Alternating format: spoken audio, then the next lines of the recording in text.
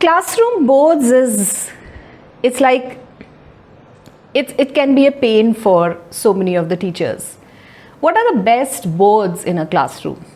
I feel the best boards are boards which are completely filled with the work done by the kids, and not that polished, absolutely fantastically organized work, but completely unpolished, with maybe a paper torn a little somewhere, maybe a paper hanging outside the board. It could be something which is not perfect. It could be something filled with errors. I think the best classrooms are classrooms which are overflowing with the work of the kids all over their walls, doors, windows, everywhere. Thank you.